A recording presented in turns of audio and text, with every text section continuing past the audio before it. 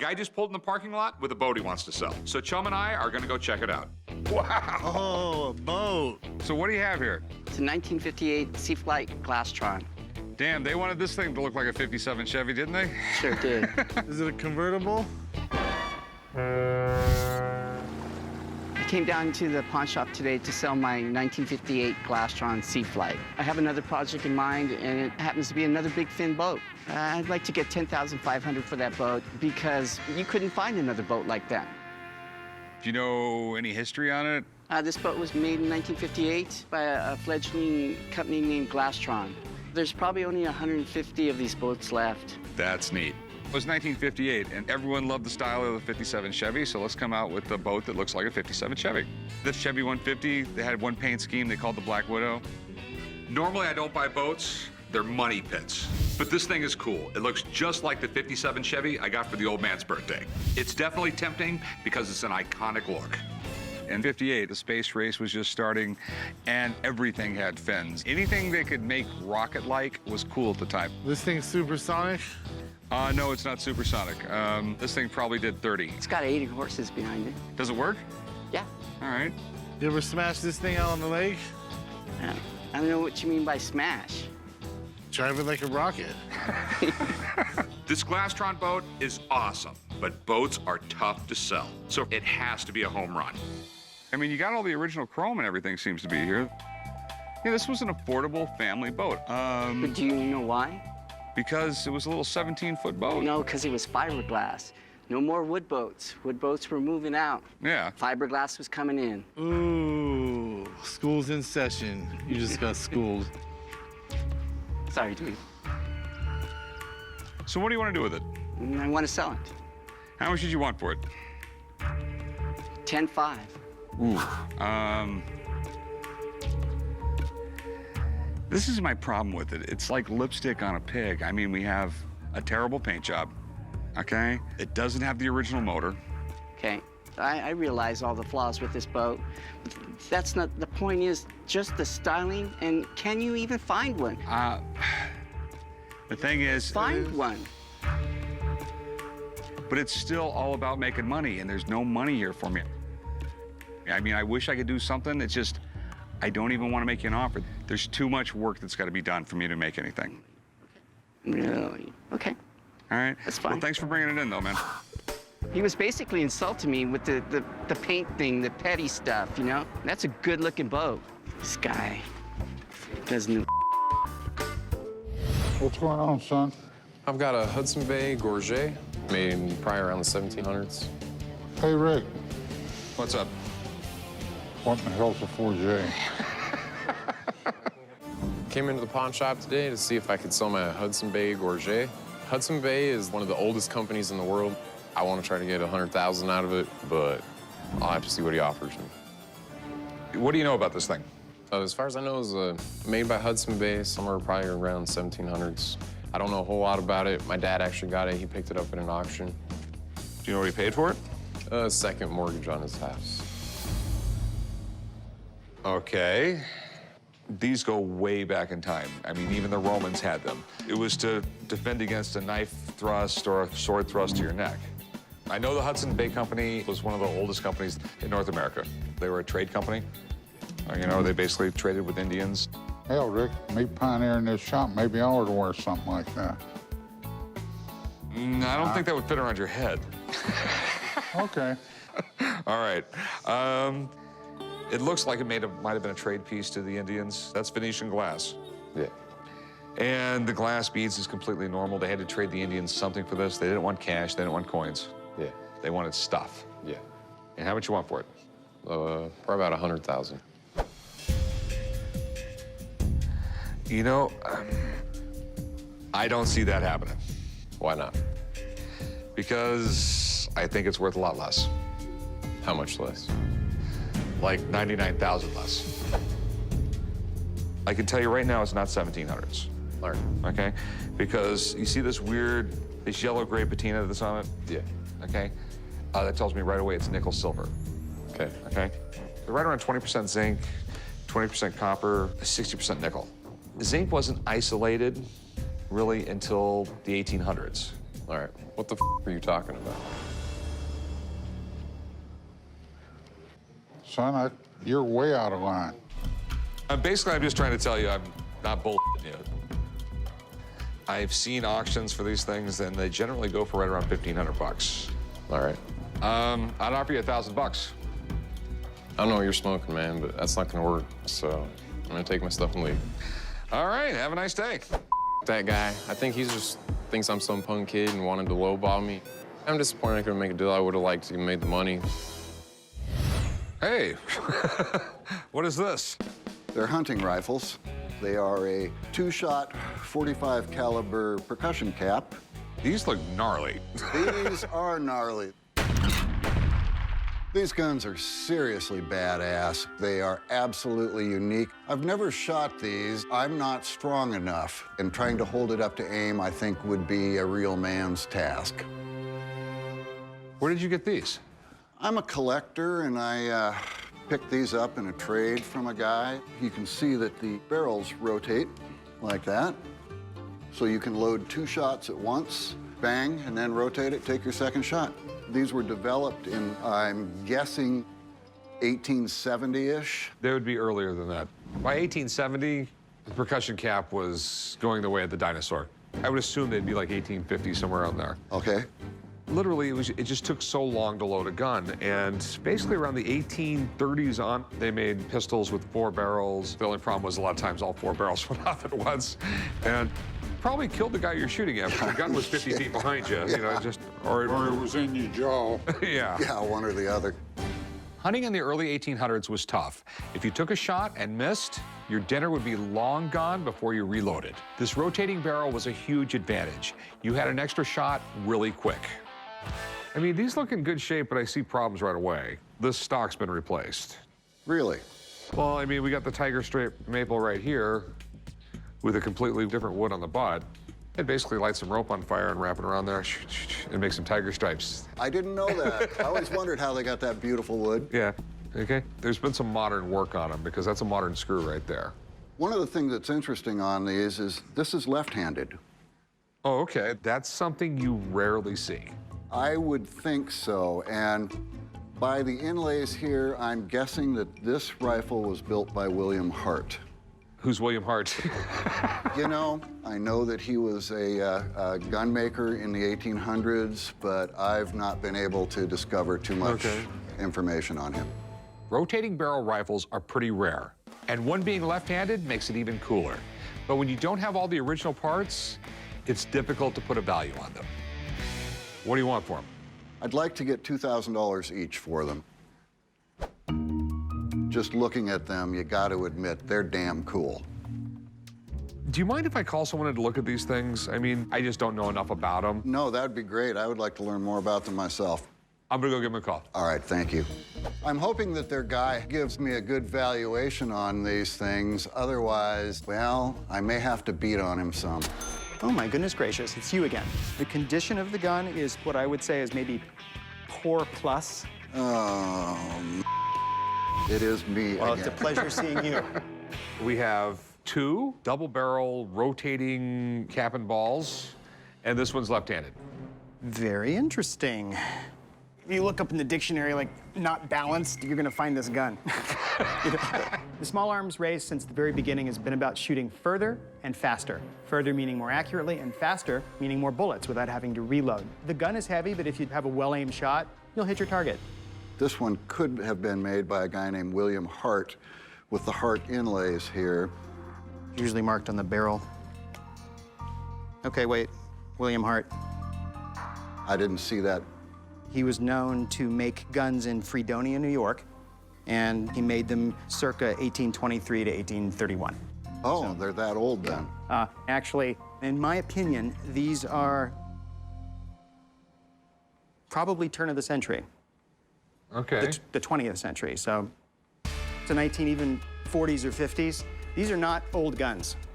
Out of kits, they're making them, where you find a lot of old parts, like the lock and the stock, and you make the barrel. The metal's really old. The trigger guard here has a lot of pitting. These were made in the 1830s, 1840s. So this gun is an assortment of older and newer parts. Cool. And the barrels, you can look at the rifling, it's just It's more modern.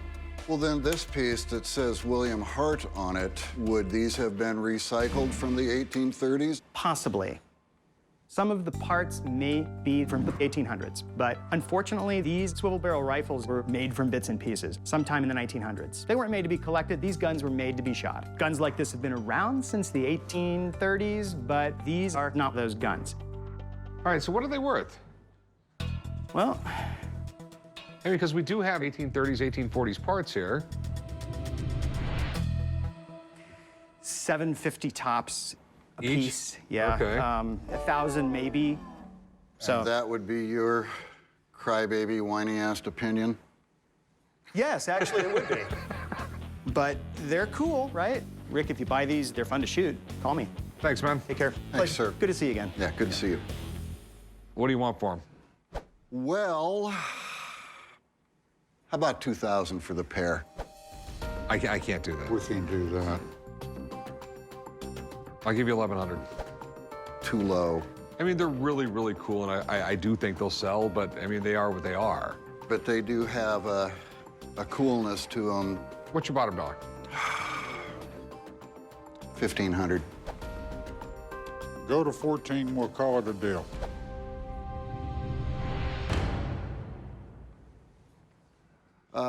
Okay, 1,450.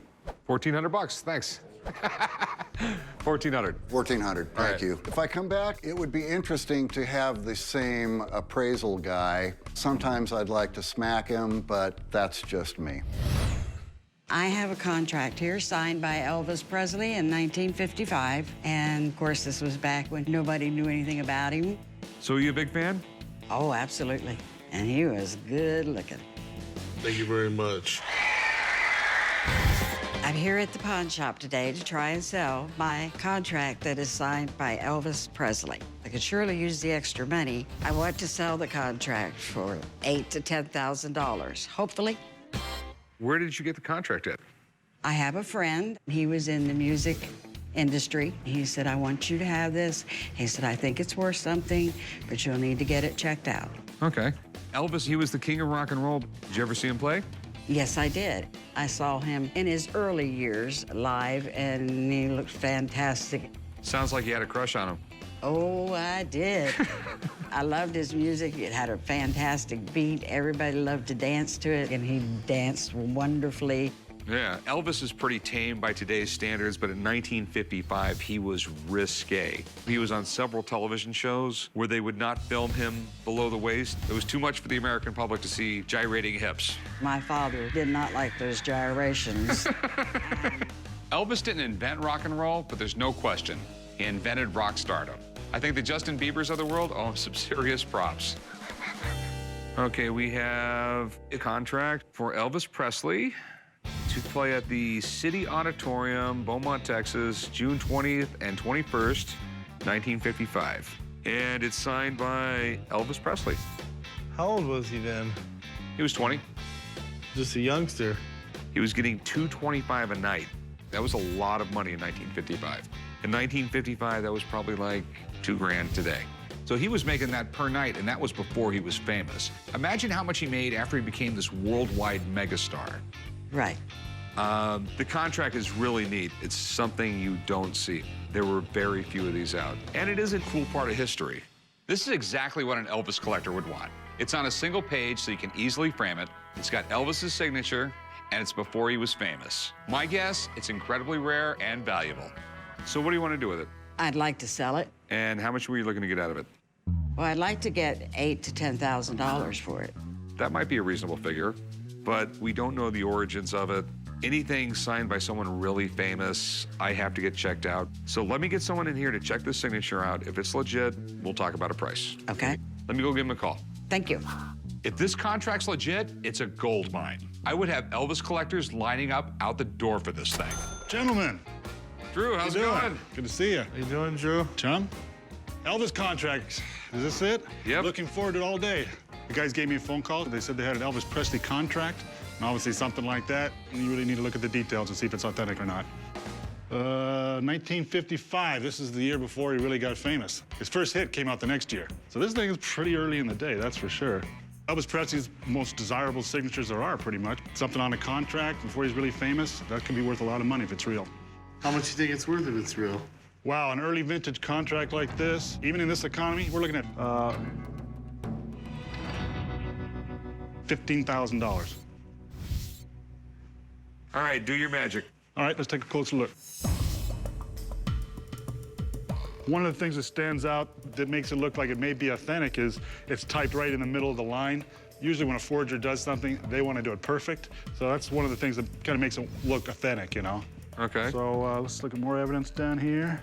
I mean, it's got the epsilon E. The shape of the capital P is correct. I mean, he signed it pretty simplistic when he was only 20 years old. This is right for the time period. All the details seem to be correct. One thing we have to do for sure, though, is to see if it's an original. Because if it's not an original, it's not going to have any value. So let's take a closer look here. Pull out a little bit more power. See what we have.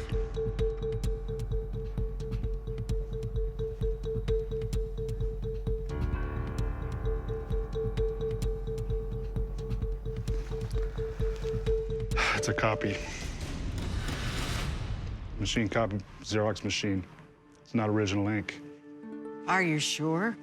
Positive. Oh, my God. Disappointing. Very disappointing. Really. Sorry to give you the bad news, but you can tell because the ink for the signature is the same ink. There's the typewriter ink and the print ink. If this was an original, you could clearly see, you know, the track of writing ink, okay? It would be different with the typewriter because that's a different type of ink, and again, would be different with the type that is on the contract itself.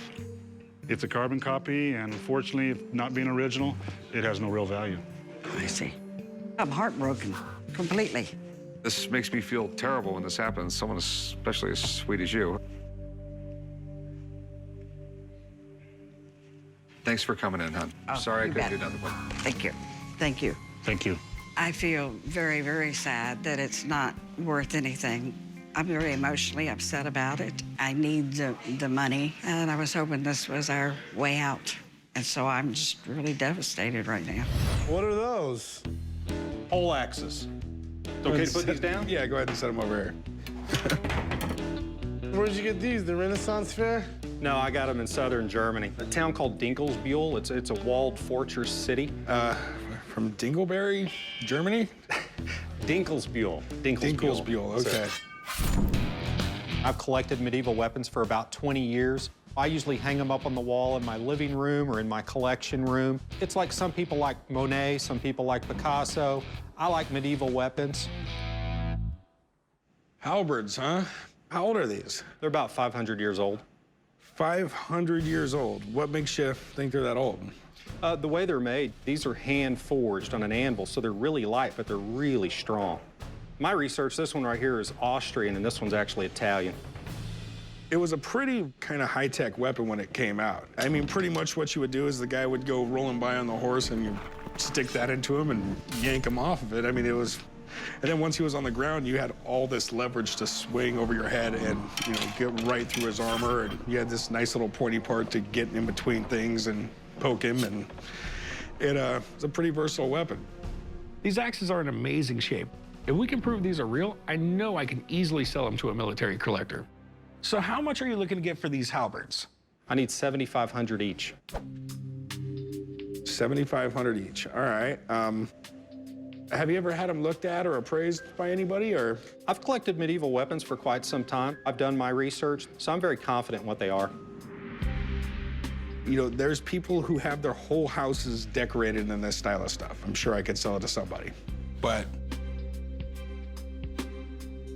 I couldn't tell you if they're real or fake. I couldn't tell you if they're 500 years old or if they're 300 years old. I really just don't know. For that kind of money, mind if I have a buddy of mine come down and take a look at them? No, absolutely not. I welcome it. All right, I'll give him a call. Thank you. If he's bringing in somebody that really understands medieval weapons and blacksmithing, then we're probably about to make a deal. So we got some halberds here. What do you think? Yeah, very nice halberd. Very nice. Thank you. How old do you think that is? Well, about 500 years. I'm gonna put it back down again. That would make me more Let comfortable. me put the halberd down. Yeah, this is a very nice piece. What do you know about it? I believe this one's Austrian because of the pattern and also this particular outline. And you also have these dots here. Typically, the halberds that were made in Austria will have these little vent holes in them. And you'll also see these little side hooks as well on the Austrian designs. This is definitely Austrian. Tell me what you know about the other one. I believe the other one's Italian. Okay, you would be right. This is more ornate, a little more gaudy, if you will. All right, so you're fairly sure they're from the 1500s? Actually, I'm not. These are halberds, and halberds were used during the 1500s. The wood on these break and are repaired and replaced. This is not original wood. So it's made in the style, but that's not a big deal. The real question is, are the heads real? The Victorians were famous for building classic production of older weapons. Okay. The thing that really concerns me about this piece is that the steel is really flimsy. I wouldn't want to be hit by this, but you know, you whack somebody wearing armor with this thing, it's liable to bend or break. I'll conclude that this is probably from the Victorian period and is what I call the decorator piece. I disagree. You think it's not original because it's flimsy, but that thing is hand forged, and I believe it's original based on what I've studied. They were hand forging things in the Victorian period too. So what about this one? Okay, this one, taking a close look, it does have a foundry marking on it. The Victorians really didn't worry about foundry markings because that's not the point, okay? They were building something for you to hang up on your wall. The steel is very strong. I mean, that's very strong steel. It's not bendy at all. This is a weapon. This is not something you'd hang on the wall just to look cool. I can tell you this is real. So give me an idea. What do you think they're worth? This one is, again, not for you. If you wanted to buy this, I'd pay no more than $600 or $700. This one, if you want one of these, I can get you one for $1,500. No, they're worth a lot more than that. If you think you can find these on the internet for $1,500, knock yourself out, because it's not going to happen. If you're not exposed to the market and don't know where to find a piece like this, you know, $3,000, $4,000, $5,000, not out of the question. But the value, about $1,500. Well, I disagree with you. Good luck finding something of that quality. Okay. Hey, Corey. Appreciate it, man. Pleasure.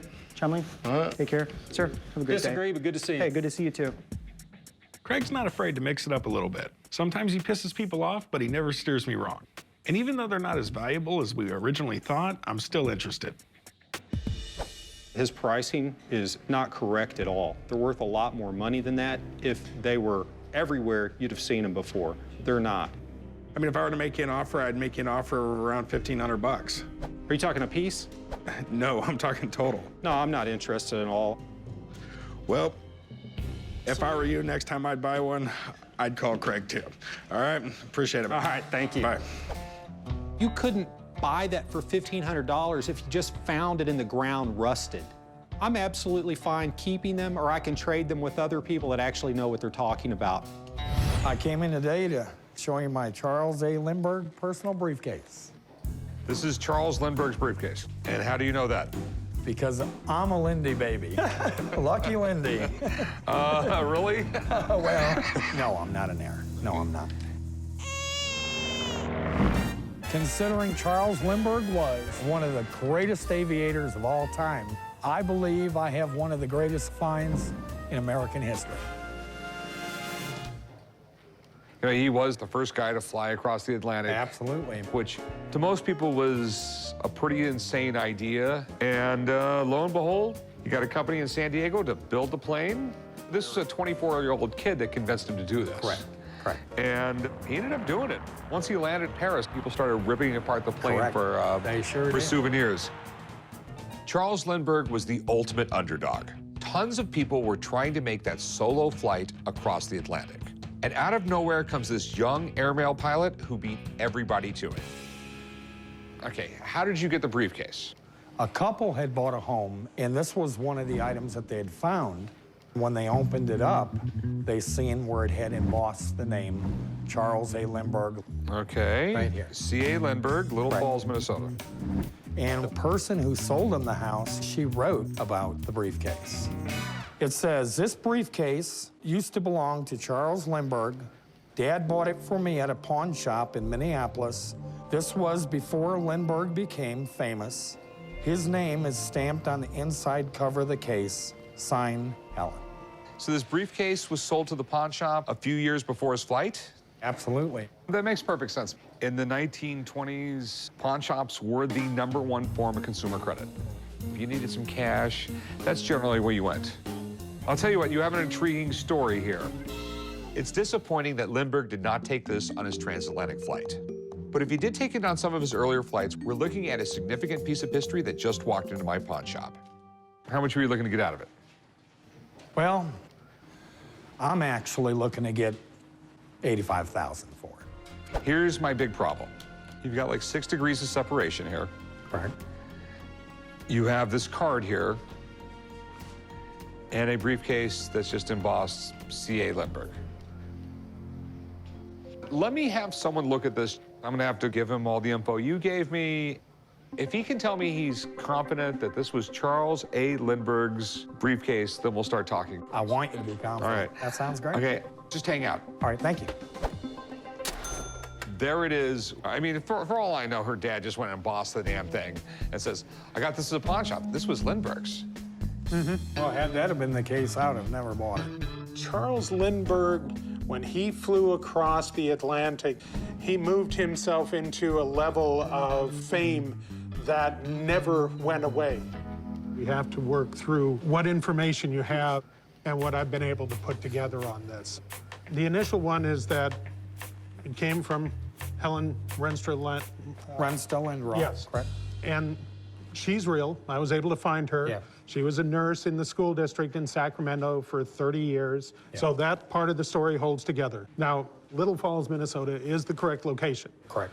And that's where C.A. Lindbergh was living. Of course, we have 2 different people with those initials. It's not Lindbergh Sr. and Jr., but Charles August Lindbergh and Charles Augustus Lindbergh. And Augustus is the one who flew over the ocean. Correct. His father, however, Charles August, was elected to Congress, served 10 years, and one thing that I found as I was doing research on this was a letter that Charles August sent to his son, where he talks about the fact that he is out of money and he has been selling his goods.